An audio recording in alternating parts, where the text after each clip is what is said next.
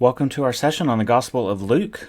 We are now moving into our formal study of the third Gospel. So this is where we will finish up our study of the Synoptic Gospels. I'm excited about studying the Gospel of Luke. I've really enjoyed our discussion of the textual strategy of the Gospel of Mark. In my opinion, Mark is a neglected Gospel. Sometimes overlooked, and so hopefully you've seen some of the reasons why I think that is a judgment that is unwarranted. And so Mark is doing some amazing literary and theological things that are really exciting. But now as we move to Luke, Luke is also doing some really interesting things, and in fact, Luke is also one of my favorite for canonical gospels. It's definitely in the top four for sure. So as we get started here, if you notice, this is a little bit different than we've seen before. Our Codex Vaticanus manuscript copies images at the beginning of our sessions. This is from P75, the 75th papyrus found in this collection. So they're have these brilliantly creative titles.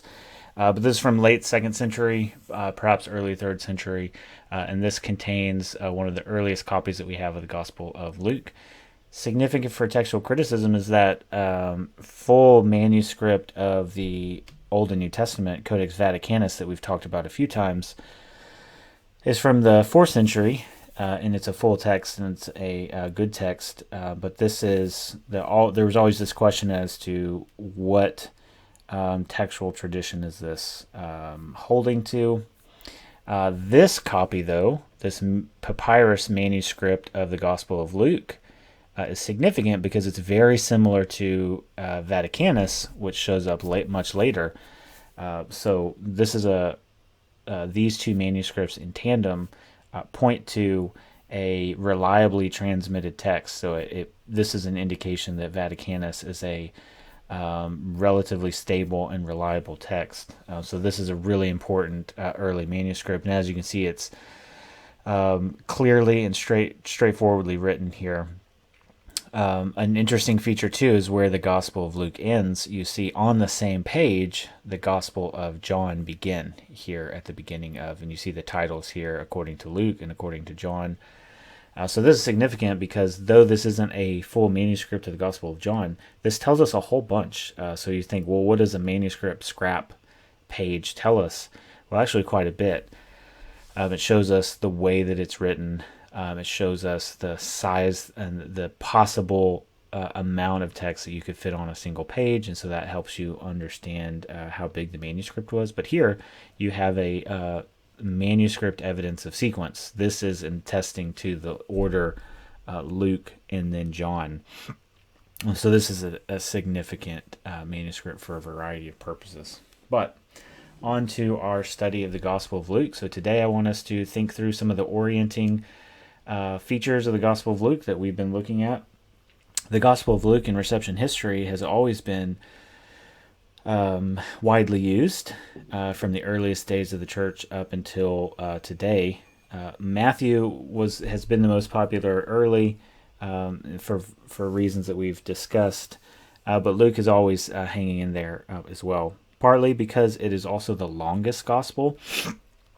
So that's something to note. I'll ask you that again. Which of the Gospels is the longest? And the winner goes to Luke. It's longer by several thousand words of John, and also it edges out Matthew. So Luke is the longest Gospel, and together with Acts, Luke is the most prolific author in the New Testament. So roughly 27% of the New Testament comes from Luke's hand. So that's something to note, the predominance of narrative in the New Testament, and the Bible as a whole, really. But in the New Testament, Luke takes that prize. John and Paul obviously come in second and third place. Another reason why the Gospel of Luke is unique and widely used, of course, is that there's a focus on a broader historical setting. It provides the fullest chronology of Jesus' life and ministry. So the birth of John before him, and then all the way through the death, resurrection, but also the ascension of Jesus. So it's the Gospel of Luke that provides that for us. And along with Acts, it provides a 2-volume interpretive church history textbook for the early church. So this is a radically significant work that has a huge impact on the way that we think of the life and ministry of Jesus, but also the birth and the growth of the early churches. Some of the unique features of Luke is the birth narrative in Matthew's gospel essentially gives us Joseph's perspective, and the birth narrative in Luke's gospel gives us largely Mary's perspective, as we see Mary travel to Elizabeth, and we see Mary's song. So it's very Mary-centric here at the beginning of the birth narratives, which is really interesting. And this also, of course, includes John the Baptist's birth narrative. So we've seen how important Jesus and John the Baptist are at the beginning of the Gospels. And so here it gives us another angle on that. Also, the uniqueness, there is a genealogy of Jesus, but it goes back to Adam. And it goes in a different direction. So it's similar to Matthew in those ways, but also distinctive from Matthew. There's also an emphasis on parables in the Gospel of Luke. We will end our class by discussing the parables in the Gospels and focusing specifically on some of the unique material from Luke's Gospel. Luke's Gospel provides roughly 40% of his Gospel is unique to him. So it's original material in the fourfold Gospel, and a lot of that comes through additional parables. We also get that post-resurrection discourse, all important on the road to Emmaus with the two disciples, and then, of course, the ascension, which features into the theology of Luke's Gospel. So I want us to consider, as we spend the next couple of weeks in Luke, the way that some of these unique features fit some of his compositional and theological strategies. I'm really excited to get into this. So the first thing that we've looked at in each of the Gospels is authorship. So not necessarily needing to nail down specifics of historical reconstruction, but seeing what the texts imply about authorship and what they can tell us about how the book was meant to be received. So like the other Gospels, the Gospel of Luke is technically anonymous, but the early identification of Luke as the beloved physician, the companion of Paul, and the author of Luke and Acts is early and unchallenged. So this attestation comes with both external evidence and internal evidence. So, for example, and also, as I mentioned, because of the textual continuity, this particular question of authorship hangs together with the book of Acts. So in the beginning of Luke's Gospel, we see this address positioned to in a particular way that's echoed in the prologue to the book of Acts. So seeing those together will be important, especially as we, in NT2, when we dive into the book of Acts and the narrative of Acts, it will be important to connect it to the purpose statement that is given here in Luke chapter 1. We'll come back to that in a minute. So some external indications of authorship, this early and unchallenged attestation of authorship in the earliest churches. Luke is explicitly named as the author by many figures in the early church, and one of those is the manuscripts that bear his name. We just looked at one, which late 2nd century. The title, according to Luke, is in our earliest manuscripts. So we've talked about before, the Gospels are technically anonymous, but the titles of according to Matthew, according to Luke, according to Mark and John, are very early in our early. We don't have manuscripts without these titles, so this is a early indication of Lucan authorship. The Muratorian fragment in the 2nd century says, moreover, the Acts of all the apostles were written in one book. Luke compiled the individual events that took place in his presence. So here there's a mention of Luke in relation to a straightforward identification of Luke as the author of Acts in the 2nd century. We also see Irenaeus around the same time.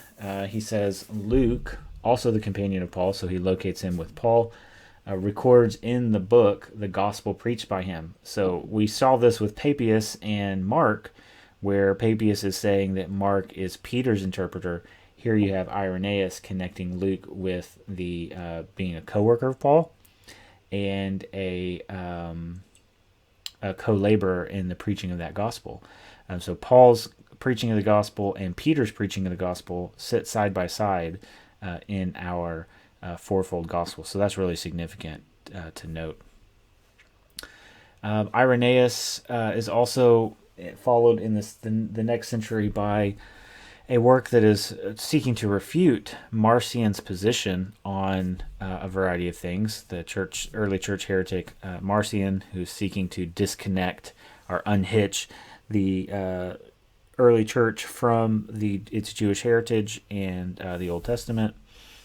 One of his answers was to pick a single gospel, Luke, edited out, and then only a selection of Paul's letters. And so one of the works that was written in response assumes that Luke is the author, and that also that he was a doctor.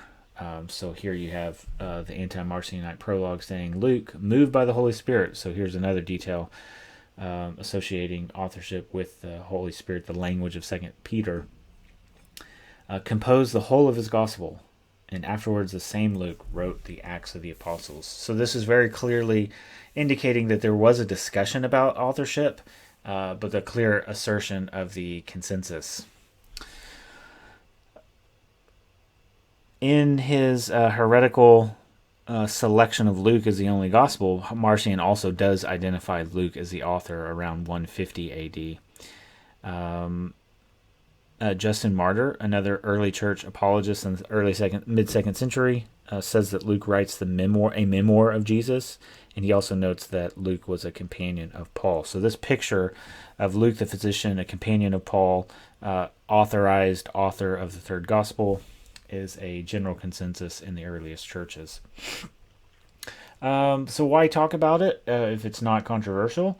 One of the reasons is that there is also internal indications of authorship, and this is one of the reasons why this consensus exists in the early church. So there's some interesting features that we see when we look at Paul's letters. So Luke is mentioned by Paul in several places when Paul is describing his co-workers. So for example, at the end of Colossians, Paul writes, Luke, the beloved physician, sends you his greetings. And so this text, among others, above all others, is probably the reason why we think about Luke as the doctor so much. Not necessarily from a reading of his gospel, but rather thinking about the way that Paul describes Luke and then thinking about the gospel in light of this description. So he's not just the physician, he's the beloved physician, so he's a central part of the Paul's circle of co-workers. So this is significant here.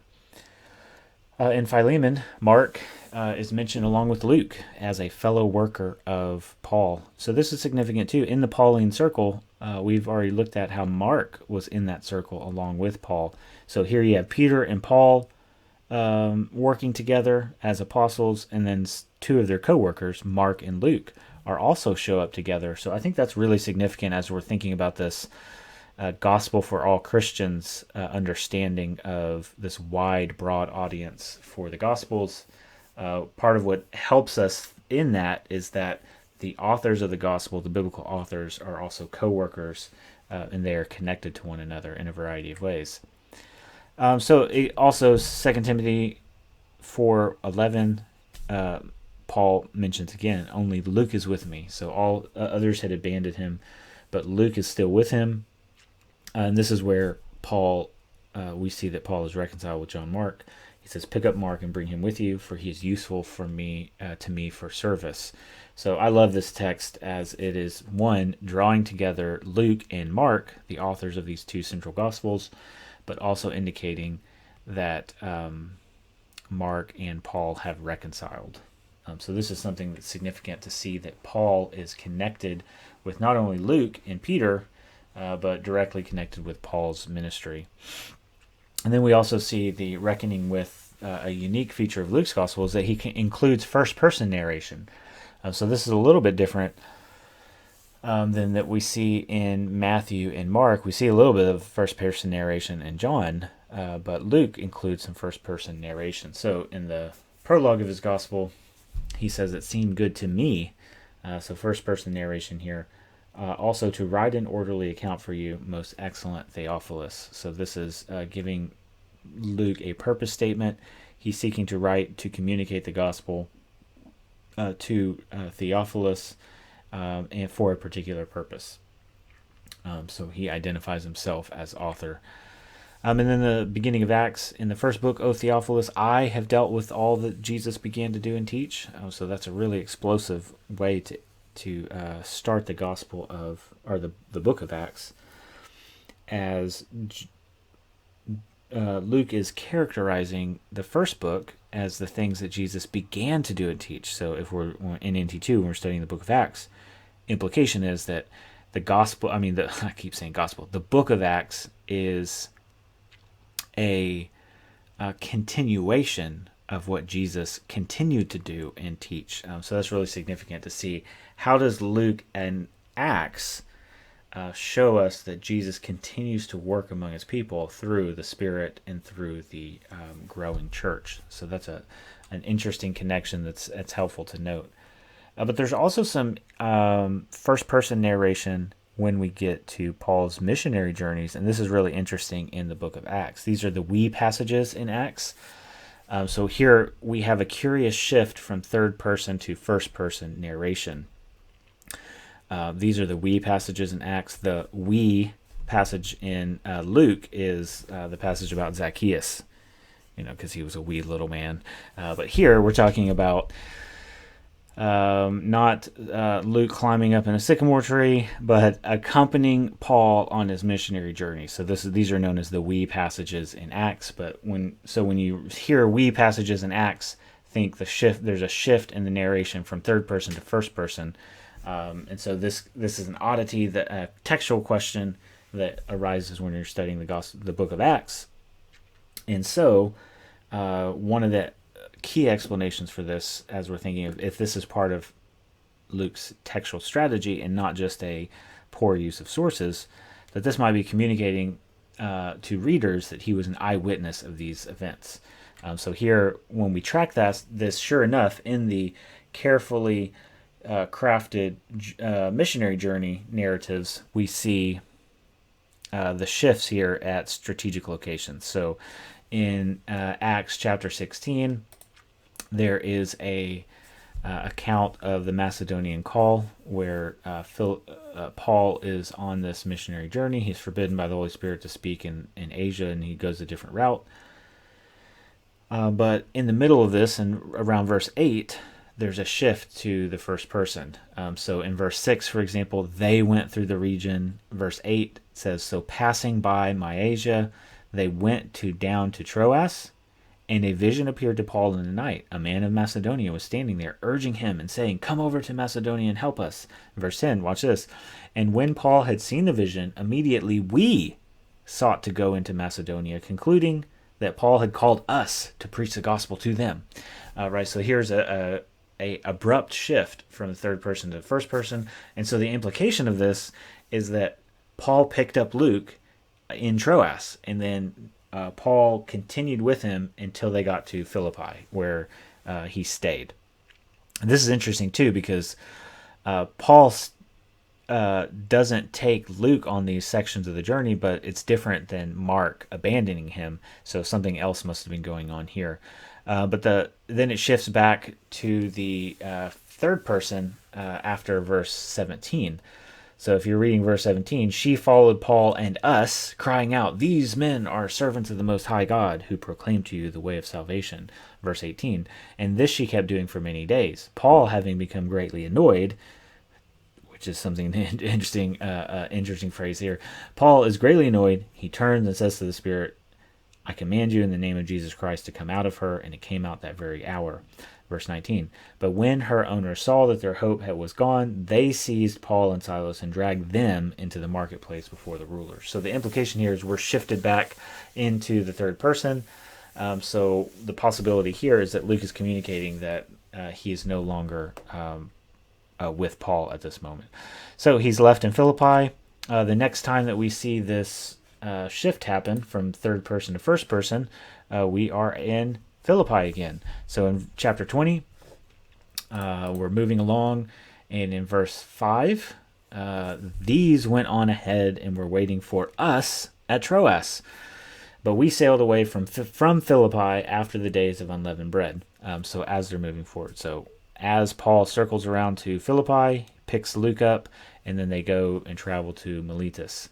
And so verse 16, there's a shift from first person to third person. For Paul had decided to sail past Ephesus so that he might not have to spend time in Asia, for he was hastening to be at Jerusalem. We'll talk about that next week as Paul is heading to Jerusalem, if possible, on the day of Pentecost. Now in verse 17, now from Miletus he sent to Ephesus and called the elders to him, and they went out to him, and he said to them, right? And so then Paul speaks to the Ephesian elders and then goes on his way.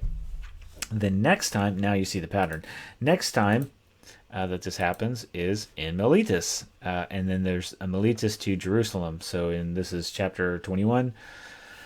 And when we had parted from them and set sail, we came by a straight course to Kos, and the next day to Rhodes, and there on and on to Phoenicia and Cyprus. So he goes from Miletus to Jerusalem, and then from Caesarea, in the area, to Rome. The last time we get this shift is in chapter 27, where we read, and when it was decided that we should sail for Italy, they delivered Paul and some of the other prisoners along with it, and then they went in the ship, and then they put out to sea. So this is a really interesting pattern, because we see that not only is Luke conveying Paul's missionary journeys, but he is an eyewitness, and it seems like the narrative is seeking to convey that this, just as the testimony that is recorded about Jesus' teaching and time in Jerusalem relates to eyewitness testimony, so too the record of Paul's missionary journey involves eyewitness testimony of Luke as well. So this is something significant, and it's a textual pattern that we see show up in Acts. And then though this shows up in the book of Acts, it's also connected to these first-person comments in the Gospel of Luke at the beginning of the Gospel, where it seemed good to me to write to youth and most excellent Theophilus. So this, as we're thinking about Luke and Acts, the way that Luke is presenting himself as the author is really significant. It's just as we talked about the connection between Mark and Peter, here we can talk about the very close connection in theologically and textually and historically between Luke and the Apostle Paul, his person and his preaching. So this is a lot of internal indications that we have about who Luke is. So this is one of the reasons to discuss Luke in relation to authorship. By reading Luke's book, though, we can also get some further indications of who he is as an author and some of this purpose that he has in writing. We know from reading his book that Luke is a competent author who intimately knows the Hebrew Bible. We'll talk about this next week, but it's very clear that Luke is able to move in between different styles of Greek. So the prologue of the first 4 chapters are written in High Classical Greek. The first 4 chapters, roughly, are written in what's sometimes called Septuagintal Greek, which is Greek that is very influenced by the translation of the Greek translation of the Hebrew Scriptures. And then most of the Luke and Acts are written in Koine Greek. So here is a competent author who is able to weave sources together, who's able to shift styles for particular purposes. But it's very clear that he's intimately familiar with the Hebrew Bible. It's also likely that Luke is a second generation Gentile believer. So as he's not an eyewitness of Jesus, he is an eyewitness of the Apostle Paul's teaching. And then in the end of Paul's letters in Colossians 4, Luke is grouped with the Gentile believers. So Paul lists those with him who are ethnic Jews, and then he lists the rest of his co-workers, and Luke is in that second group. So this is one of the reasons why we might put Luke as a second generation Gentile believer. So he's either a Gentile who is a convert to Christianity and familiar with the Hebrew Bible, or what's sometimes called a Hellenistic Jew, which is a Jewish person who was well acquainted with Greek culture. So that kind of fits what we know of what Luke was able to produce. So it kind of fits with kind of the portrait of Luke that we get from reading the Gospel and Acts. So as I mentioned before, too, he's not an apostle and not an eyewitness of Jesus' life and death, but closely connected to Paul's person and preaching. And so here, just like we have with Mark and Matthew, but we want to see Luke as both a historian. He's a historian of the early church, but also a theologian. So Mark sometimes got pigeonholed as a historical gospel because it's short and sticking to the facts. Luke gets pegged as and sometimes pigeonholed as a historian because he includes details about the Roman Empire. He includes specific historical settings. He mentions the census and the birth narrative. And so Luke is sometimes associated with being a good historian of the ancient world and then setting the history of Christianity and redemptive history within that setting. And that is definitely true, but I also want us to see Luke as a competent author who has textual strategies and also as a theologian, just as much as the other gospel writers. So just like Mark gets pigeonholed as a historian, sometimes Luke does as well. And so that's one of the reasons I want us to focus on some of those textual strategies that have a strong theological development in them. So this is something that I want us to think about in the next couple of weeks. Okay, so some of the final orienting issues that we can talk about. These are very similar to how we've talked about the Gospel of Matthew and Mark. So this will be familiar to us. Audience, as we've said with the others, as biblical narrative, the envisioned audience is intentionally broad, so both Jewish and also Gentile readership. So Luke has a focus on reversals in the gospel that we'll look at, this pattern of bringing those who have been brought high, or bring those who have been brought low and bringing them high, and those who have lifted themselves up and bringing them low. So this theme of reversal shows up throughout the Gospel of Luke, as there's a focus on the poor, there's a focus on the people at large, there's a focus on women and their connection to Jesus' ministry. Some surprising reversals in the ancient world and for us today as well. So there's a subversive element to what Luke is doing. And so also, but he's doing that with the backdrop of the textual world of the Hebrew Bible.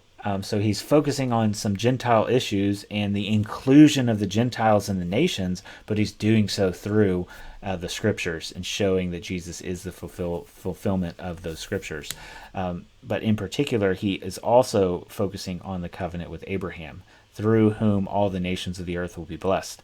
So in some ways, I think this is part of what helps us see the focus on some of these themes like the Gentiles and the nations, because Luke is doing something special with the covenant with Abraham, showing that Jesus is not only the son of David, but also the son of Abraham. So we'll talk about that in the next couple of weeks as well. And just as the other Gospels, Matthew and Luke, I think that Luke is also, or Matthew and Mark, I think Luke is also written to readers familiar with the Hebrew Scriptures. So either actual readers that already knew it, or ideal readers, or anticipated readers. So if you read the Gospel of Luke and you're a careful reader, it will be very clear that the Scriptures of Israel are now your Scriptures. That if you are a believer in the Jewish Messiah, the story that he purports to culminate is now your story, and you're going to need to think carefully about those Scriptures as well. So another way we've said this with specifics for Luke, it's that the Gospel of Luke is not written to an exclusive historical community set off from others. So, for example, a Lucan community or to the, quote, Hellenistic Jews, but rather for all Christians in a distinctively Lucan way. So in Luke's own distinctive way, he writes his gospel for all Christians. So there's a continuity with the other gospels, but there's also a distinctiveness. Luke is doing something that none of the other gospels are doing. And at the same time, Luke is doing something that every gospel is doing, right? So I think that's one of the rewards and also challenges of studying the fourfold gospel. We get a little more specificity with the Gospel of Luke because Luke and Acts are addressed to Theophilus, a person named Theophilus. I do think this is a real person, likely a patron, someone that was supporting Luke in the Christian cause at this point, where he is writing to in the community. So some have taken Theophilus as just someone who loves God, a God-fearer or a God-lover, because that's part of what the name means, theos and phileo, a lover of God. But I do think that this was an individual person, a real person. But this is a very clear way of doing this. So it's almost like a dedication. I dedicate this to you, Theophilus, but it is for the entire community. So this is a common practice in the ancient world, and it's also today. You see that works that are for a broad readership are often also dedicated or addressed to a specific group. All the while, there's an expectation that a broader audience will be accepting this. So for more on this, of course, Richard Bauckham's article that we read earlier in the semester and our discussions of this in Matthew and Mark. So it's a really important point that I think can really be an exciting thing to help us understand the Gospels and communicate it to others. For date, this is kind of, we date the Gospel of Luke in relation to both the other Gospels and the book of Acts. So if the book of Acts is dated mid to late 60s, then the early 60s would be a good time for the Gospel of Luke to have been written. So if Acts follows Luke, then Luke needs to have sufficient time to write the gospel and then write the follow-up to Luke. If you've taken me for NT2, or when you get there next semester, there'll be a discussion of the relationship between Luke and Acts. I think that the Luke Acts with a hyphen, that Luke does not compose Luke and Acts as a single work that's now been divided, but rather he composes Luke for its purpose as a gospel, and then as a sequel, he composes Acts. So the Luke and Acts, as we've talked about in our canon discussion, never circulate together as Luke Acts, but they're very clearly connected, but they circulate in independent collections. Luke with the fourfold gospel, and Acts with the Catholic epistles and the letters of the New Testament. So that's something to keep in mind. But early 60s for Luke, mid to late 60s for Acts is a relatively straightforward depiction if we're going to put it before the destruction of the temple in AD 70, which I think is plausible. So either from Rome or Antioch, those are the two main options that people talk about, scholars have discussed. And part of the reason is that we see the Rome makes sense because Luke is talking about things in the Roman Empire. Antioch also makes sense because it's the Roman Empire at this time is everywhere, so that wouldn't necessarily necessitate that this being written in a particular location. In particular, how Luke is recording and traveling all over the Roman Empire, so any place from Jerusalem to Rome would be a possibility. And then as we're thinking about the Gospels written for all Christians in the Mediterranean world who read the language, so that's kind of part of this discussion as well. But a relatively straightforward account locates it here around AD 70, around the Mediterranean area from Luke or Antioch. Paul is under house arrest in Rome around 62 AD when we come to the end of the book of Acts.